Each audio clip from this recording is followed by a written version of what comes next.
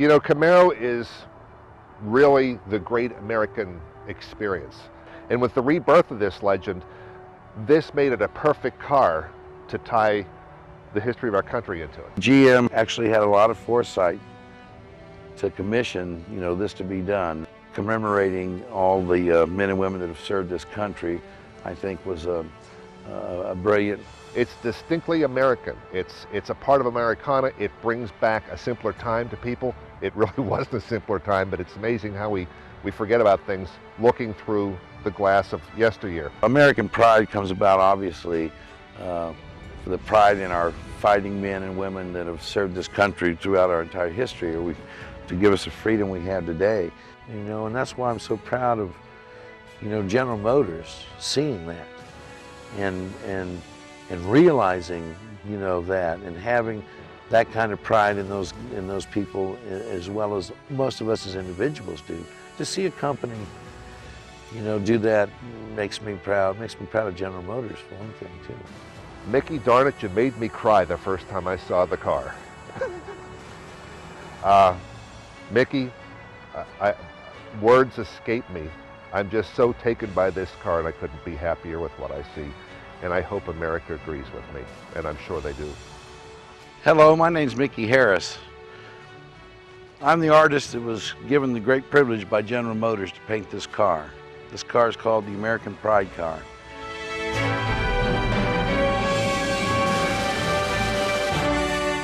This right here is where it all began. It started with the Revolutionary War, and obviously this is a famous painting with Washington crossing the Delaware, and their old flintlock guns and their push poles and getting across on the ice. Transitioning from that up to the War of 1812, this is another little part felt compelled to do, and it's the eagle as he's holding up the United States Constitution in his talons, holding it out as if to say, remember this? This portrait of Abe Lincoln I did.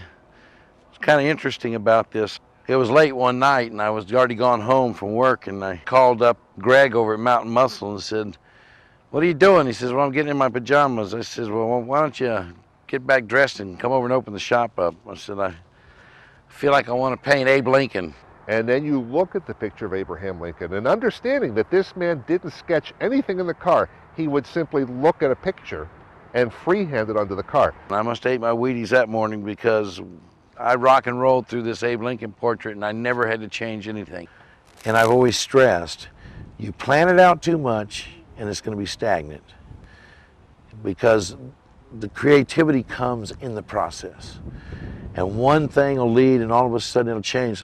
That was a great and fun experience for me doing that, because it was just, the stars were aligned for me when I painted that. Great design sells cars, and great artwork comes from the heart. It's not something that you can ever learn. I often wonder if it's not the higher power talking to the artist so that it comes across. And when you look at this car, it's emotional.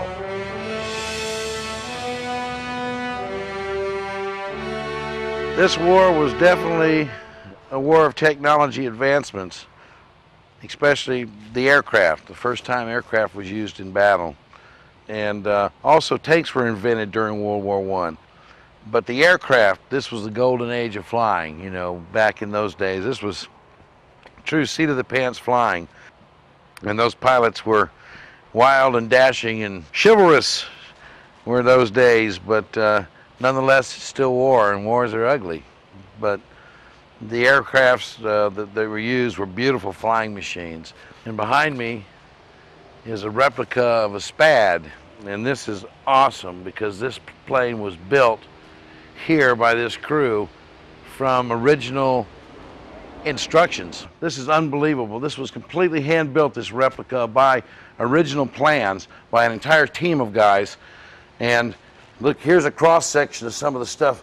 I mean, this is literally every piece hand-built and put together by these guys. Every wire, everything created by them and built it here. I understand 23,000 man-hours.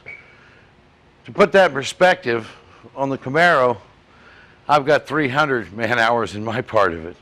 So you can imagine the effort that went into this with these guys. We really gave Mickey the opportunity to express himself.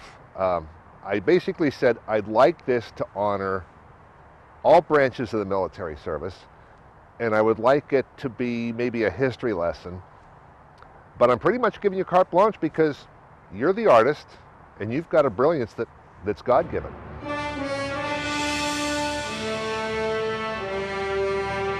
This here is pretty much the centerpiece of the whole car. This is the World War II area. We had some on the sides that went across on it, but this is really the centerpiece here. And why we did that, well, it was because, one, it was probably the biggest war that we fought.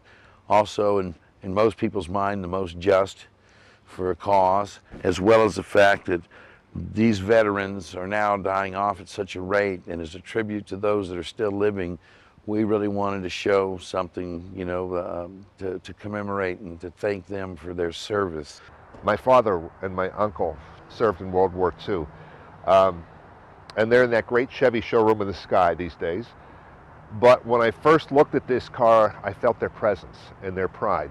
The scenes on this depict some of the most iconic images of that conflict. MacArthur coming in on the shores of the Philippines, and Eisenhower talking to the troops before going in, the paratroopers into D-Day. Center, of course, the flag raising at Iwo Jima, which is probably the #1 image of the war, but also the famous kiss in Times Square. The flag is, of course, the image that flows throughout, that ties everything together.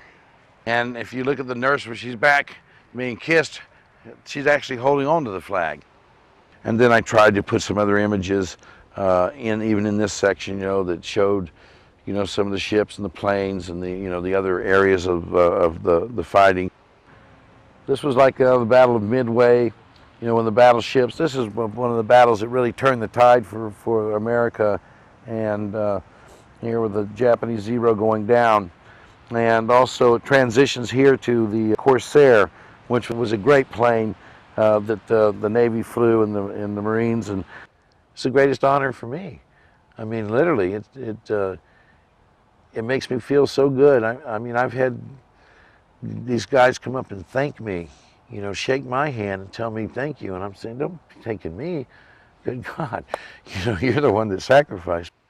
You think of World War II and the number of people that we were able to give freedom to, all of Europe. That's a very, very powerful painting. As I say, it's hard for me to even look at it without the tears flowing. To me, that is the genius of Mickey Harris.